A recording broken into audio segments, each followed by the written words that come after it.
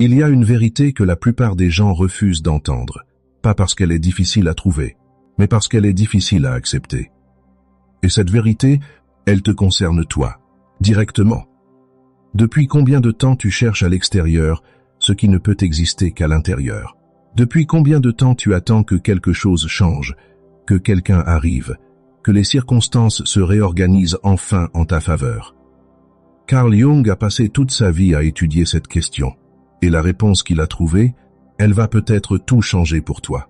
Jung ne parlait pas de bonheur facile, il ne vendait pas de formules. Il regardait en face ce que la plupart des gens fuient toute leur vie. L'ombre, cette partie de toi que tu n'as jamais voulu regarder, cette part sombre, encombrante, inconfortable, que tu as appris très tôt à cacher, même à toi-même. Et voici ce qu'il a compris. Ce n'est pas ce que tu montres qui te définit, c'est ce que tu refuses de voir. Tant que tu ne l'as pas accepté, tu ne te réveilles pas vraiment. Tu survis, tu joues un rôle. Tu portes un masque si longtemps que tu finis par oublier qu'il y en a un. Mais il y a un moment précis dans une vie où quelque chose se brise, pas brutalement, plutôt comme une fissure dans un mur qu'on croyait solide. Et à travers cette fissure, pour la première fois, entre une lumière que tu n'avais jamais vue. Cette lumière, c'est la conscience, c'est l'éveil, et il commence toujours par la même chose. L'acceptation d'une vérité que tu évitais. Je vais te poser une question, et je veux que tu y réfléchisses vraiment, pas en surface, en profondeur. Quand quelque chose va mal dans ta vie, quel est ton premier réflexe? Est-ce que tu cherches ce que tu aurais pu faire différemment, ou est-ce que tu cherches à qui tu peux attribuer la cause? Une personne, une situation, la malchance, le timing, le destin. La plupart des gens choisissent la deuxième option, et c'est humain, profondément humain, mais c'est aussi la prison la plus confortable qui existe. Jung appelait ça la projection, ce mécanisme invisible qui te pousse à placer à l'extérieur ce qui vient de l'intérieur. Tu n'es pas en colère contre cet ami, tu es en colère contre une partie de toi qu'il te rappelle. Tu n'es pas épuisé par ce travail, tu es épuisé par le conflit entre ce que tu fais et ce que tu es vraiment. La projection, c'est le signe que quelque chose en toi attend d'être vu, pas jugé, pas corrigé, juste vu. Et là, tu te demandes peut-être, si ce que je dis est vrai, qu'est-ce que ça signifie pour tout ce que j'ai vécu jusqu'ici? Continue d'écouter, parce que la suite va te répondre. Il existe une carte que Jung a dessinée pour comprendre l'être humain. Ce n'est pas une carte géographique, c'est une carte de l'âme. D'un côté, il y a le persona, le masque social, la version de toi que tu présentes au monde, poli, adapté, acceptable. Ce n'est pas un mensonge, c'est une nécessité. Mais quand tu confonds le masque avec le visage, quelque chose se perd. Et de l'autre côté, il y a l'ombre. Tout ce que le masque recouvre, tes désirs inavoués, tes peurs secrètes, tes anciennes blessures, tes colères jamais exprimées, tes rêves abandonnés parce qu'on t'a dit qu'ils étaient trop grands, trop fous, trop toi. L'ombre ne disparaît pas parce que tu l'ignores. Elle grossit, elle se nourrit de ton silence. Et un jour, elle se manifeste, dans une explosion de colère que tu ne comprends pas, dans une tristesse sans raison apparente, dans ce sentiment permanent que quelque chose manque sans que tu puisses nommer quoi. Ce vide que tu ressens parfois, ce n'est pas un défaut, c'est un signal.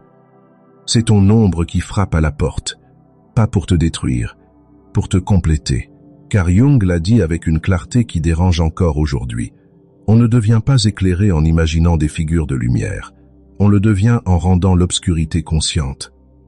L'éveil ne commence pas dans la lumière. Il commence dans l'obscurité que tu acceptes enfin de regarder en face.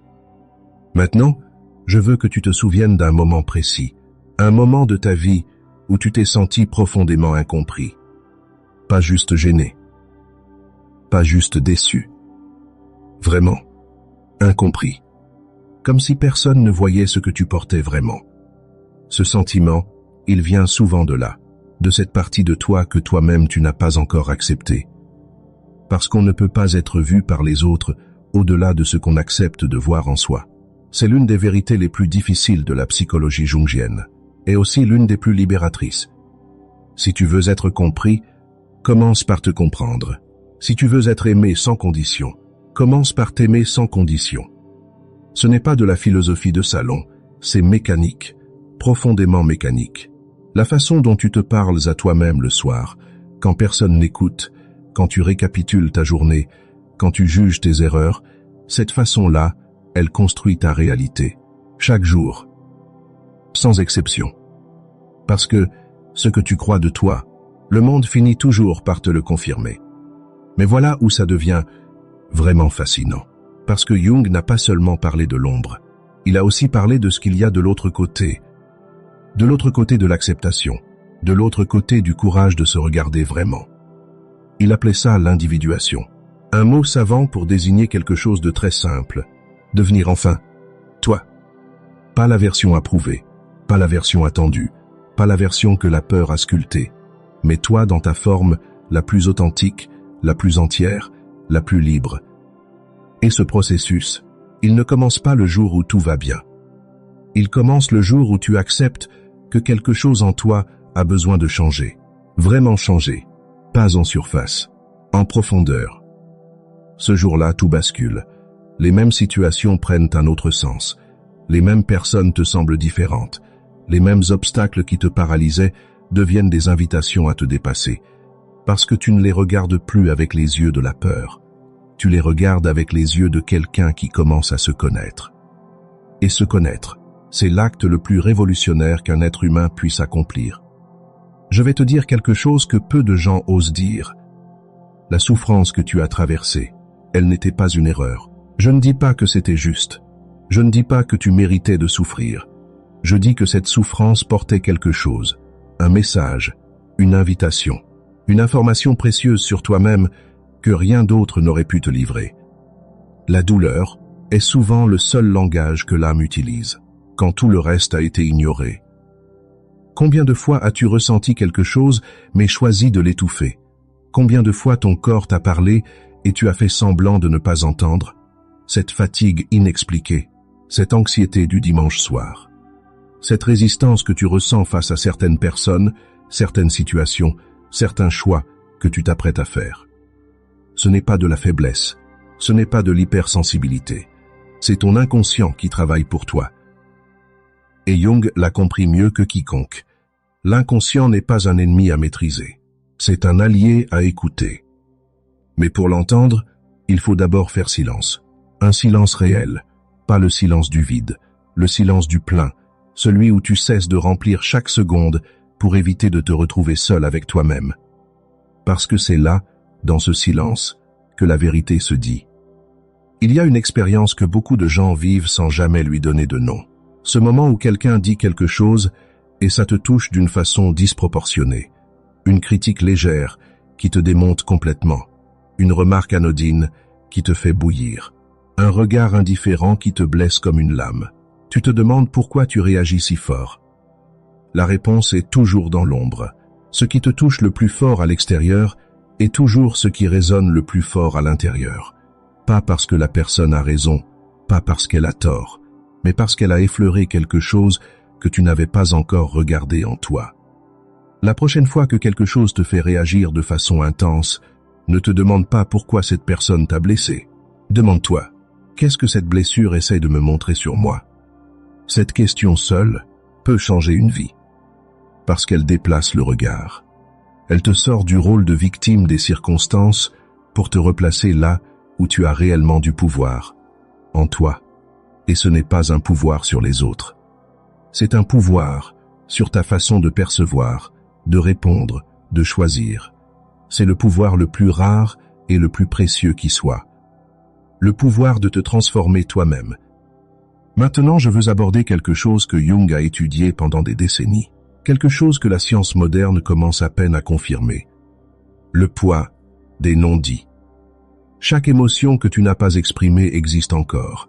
Elle ne s'évapore pas. Elle se dépose dans ton corps, dans tes choix, dans la façon dont tu te comportes, dans les moments de pression.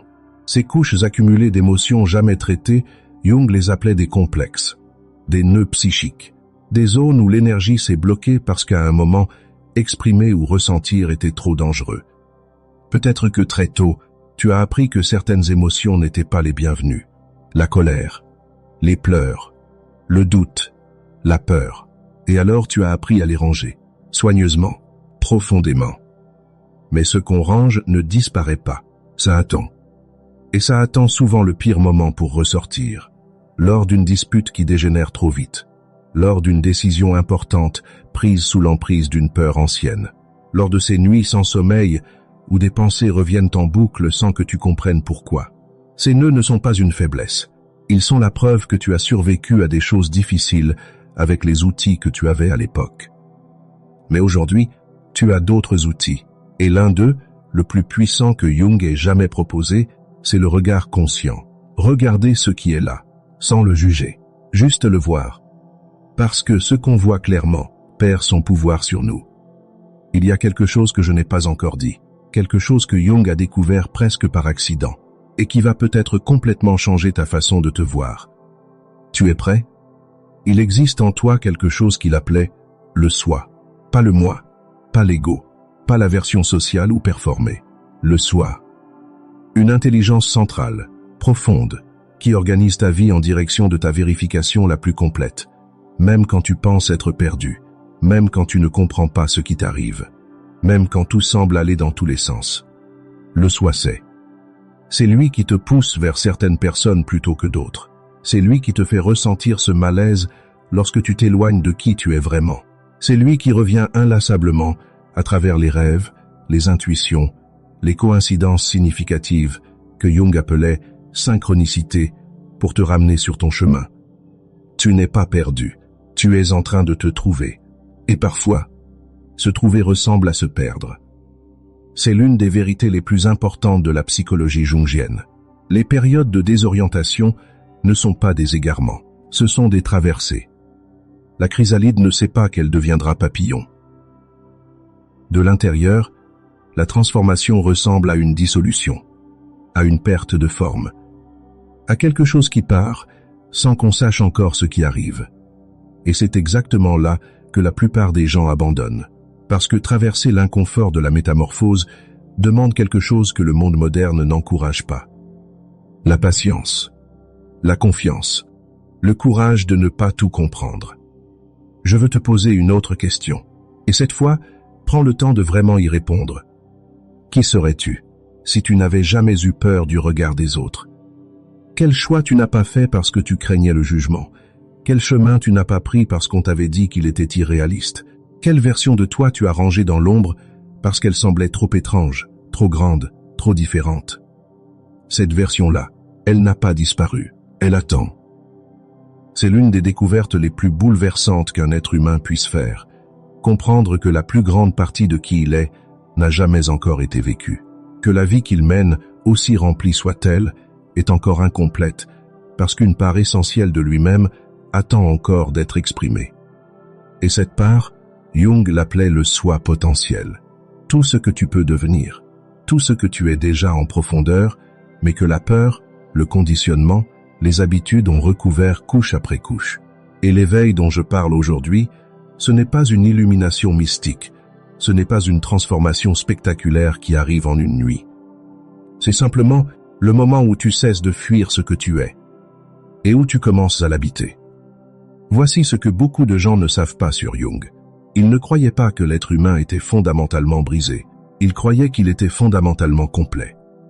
Mais incomplet dans sa conscience de lui-même. La différence est immense. Si tu es brisé, tu dois te réparer, tu dois compenser, tu dois trouver à l'extérieur ce qui manque, tu dois mériter ta place, tu dois prouver ta valeur. Mais si tu es complet, tu n'as rien à trouver. Tu as quelque chose à révéler. Tu n'es pas un projet inachevé. Tu es une réalité encore en partie voilée. Et chaque prise de conscience, chaque moment de vérité avec toi-même, chaque couche d'ombre que tu intègres, chaque peur que tu regardes en face plutôt que de fuir, tout cela ne t'ajoute pas quelque chose. Tout cela enlève ce qui n'est pas toi, le vernis, la performance, la peur, les masques. Et à mesure que tu enlèves, tu commences à voir quelqu'un de familier, quelqu'un que tu connaissais avant que le monde t'apprenne à en avoir honte. Toi. Mais il y a un obstacle, un seul, et c'est toujours le même. L'ego. L'ego n'est pas ton ennemi, c'est un outil, un mécanisme de survie remarquable. Il t'a protégé, il t'a permis de fonctionner. Il t'a donné une identité stable dans un monde qui change. Mais l'ego a aussi un défaut fondamental. Il confond se protéger avec se limiter. Il confond la stabilité avec l'immobilité. Il confond la cohérence avec la rigidité. Et surtout, il a une peur viscérale de ce qu'il ne contrôle pas. Alors quand tu essaies de changer vraiment, quand tu essayes de te rapprocher de ton « soi profond », l'ego résiste. Il crée des excuses. Il réactive de vieilles peurs. Il te raconte des histoires sur pourquoi maintenant ce n'est pas le bon moment. Pourquoi tu n'es pas encore prêt? Pourquoi les autres ne comprendraient pas? Pourquoi c'est trop risqué? Et cette voix, tu la connais. Elle a l'air raisonnable, prudente, réaliste. Mais, en réalité, c'est la voix de la peur habillée en sagesse. Apprendre à faire la différence entre la sagesse et la peur, c'est l'un des apprentissages les plus importants d'une vie. Jung a dit quelque chose qui m'a longtemps habité. Il a dit que tout ce que nous n'amenons pas à la conscience revient dans notre vie sous forme de destin. Lis encore une fois. Tout ce que nous n'amenons pas à la conscience revient dans notre vie sous forme de destin. Ça veut dire quoi concrètement? Ça veut dire que les schémas qui se répètent dans ta vie ne sont pas une malédiction. Ce n'est pas la faute des autres. Ce n'est pas la faute du hasard. Ce sont des messages de ton inconscient qui cherchent à être entendus. La même relation qui tourne mal à chaque fois. Le même type de patron toxique. La même tendance à t'effacer. Le même sabotage au moment où tu allais réussir. Ce ne sont pas des coïncidences. Ce sont des invitations. Des invitations à regarder ce que tu n'as pas encore regardé. À entendre ce que tu n'as pas encore voulu entendre. Et quand tu regardes, quand tu écoutes vraiment, les schémas se brisent. Pas par magie, par conscience. L'éveil dont parle Jung, ce n'est pas une destination. Ce n'est pas un état d'arrivée que tu atteins un jour et puis c'est fini. C'est un mouvement, une orientation, un choix que tu renouvelles chaque jour. Le choix de te regarder honnêtement, de ne pas fuir l'inconfort de la vérité, de traverser plutôt que d'éviter, de comprendre plutôt que de réagir, de grandir plutôt que de survivre. Et ce choix, il change tout. Pas immédiatement, pas en une seule révélation, mais progressivement, comme une lumière qui s'allume dans une pièce sombre. D'abord tu vois juste ce qui est autour de toi, puis tes yeux s'habituent, et tu commences à voir plus loin, plus clairement. Tu commences à voir la structure de la pièce. Tu commences à comprendre comment tu t'y es retrouvé. Et surtout, tu commences à voir la porte. Une porte vers quelque chose de plus vaste, vers une vie qui est vraiment la tienne. Je veux finir avec quelque chose d'important, quelque chose que Jung aurait peut-être dit s'il t'avait parlé directement. Tu n'as pas besoin d'être parfait pour commencer. Tu n'as pas besoin d'avoir tout résolu. Tu n'as pas besoin d'avoir tout compris. Tu n'as pas besoin d'être prêt. Tu as juste besoin d'une chose. Accepter. Accepter que tu portes en toi des zones d'ombre que tu n'as pas encore explorées. Accepter que certains de tes schémas viennent de peurs plus anciennes que ta vie d'adulte. Accepter que tu n'es pas la somme de tes erreurs, mais que tu es aussi tout ce que tu n'as pas encore exprimé. Accepter que grandir fait parfois mal, que se connaître demande du courage, que devenir soi n'est pas un luxe. C'est une nécessité. L'éveil commence là, pas dans une retraite spirituelle, pas dans un livre, pas dans une vidéo. Il commence dans le moment où tu décides de ne plus te mentir. Le moment où tu dis « Je suis prêt à voir ce que j'ai évité ». Et à partir de ce moment, tout change. Pas les circonstances, pas les autres, pas le monde. Toi, ta façon de te lire, ta façon d'interpréter ce qui t'arrive, ta façon de choisir, ta façon de te traiter. Et cette transformation intérieure, silencieuse, imperceptible de l'extérieur au début, elle finit par tout remodeler autour de toi. Parce que quand tu changes vraiment ce que tu portes à l'intérieur, ce que tu attires à l'extérieur ne peut pas rester le même. C'est la promesse de Jung. Ce n'est pas une promesse de facilité, c'est une promesse de vérité. Et la vérité, même quand elle fait mal, est toujours le début de quelque chose de plus grand. L'éveil commence maintenant. Si tu choisis de le laisser commencer, si quelque chose dans ces mots a résonné en toi, Si une phrase t'a arrêté, si une idée t'a mis face à quelque chose que tu n'avais pas encore nommé, laisse un commentaire. Pas pour moi, pour toi. Écris ce que tu traverses. Écris ce que tu commences à voir. Parce que mettre des mots sur ce qu'on ressent, c'est déjà un acte de conscience. C'est déjà le début de l'éveil. Abonne-toi à Jung Spirit et continue ce voyage. Parce que ce qu'il reste encore à explorer est encore plus profond que ce que tu viens d'entendre.